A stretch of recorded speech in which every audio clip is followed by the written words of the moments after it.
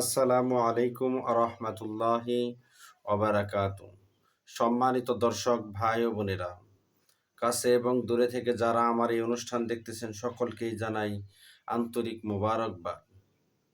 আমি মুফতি মোহাম্মদ জহিরুল ইসলাম আপনাদের সামনে নিয়ে এসেছি আজকে।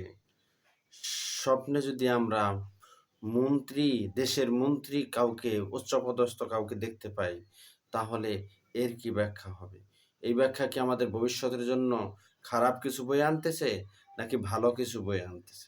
আসুন আমরা জেনে নেই স্বপ্নের ব্যাখ্যা নির্ভরযোগ্য কিতাব থেকে।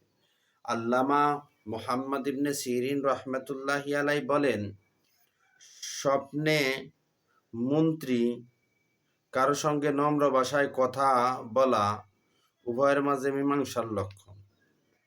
যেমন, যদি কোনো মন্ত্রীর সাথে কেউ নম্র ভাষায় কথা বলে, তার যদি কোনো ঝামেলা থাকে সেটা নিরসন হয়ে যাবে ইনশাআল্লাহ। প্রধানমন্ত্রীর সঙ্গে প্রজ্ঞাময় ভাষায় মোকদ্দমা করার লক্ষণ পূরণের ইঙ্গিত। প্রধানমন্ত্রীর সাথেও যদি প্রজ্ঞার সহিত একটা বিষয় নিয়ে, একটা মোকদ্দমা নিয়ে কথা বলতে থাকে, তাহলে এটাও একই লক্ষণ। কেউ স্বপ্নে মন্ত্রীর সঙ্গে ভ্রমণ করতে দেখলো। যদি কোনো মন্ত্রীর সঙ্গে ভ্রমণ করতে দেখে, স্বপ্নদ্রষ্টা মন্ত্রীর অনুকরণ করবে।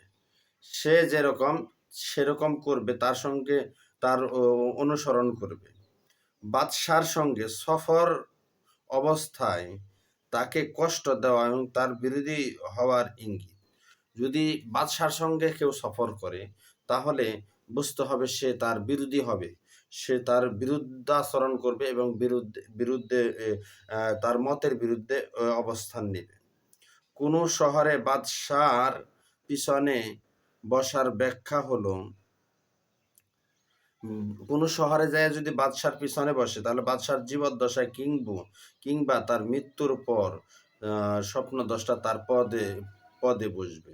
যদি দেখে বাদশার পিছনে যদি বসতে দেখে, যে স্বপ্নে দেখলাম যে বাদশার পিছনে বসতে, কিন্তু এই বাদশার পিছনে বসতে দেখা এটা বাদশা জীবদ্দশায় ক্ষমতা হারানোর পর অথবা বাদশা মৃত্যুর পর স্বপ্নদ্রষ্টা বাদশার ওই পদে বসবে, কোনো না কোনো একদিন বসবে।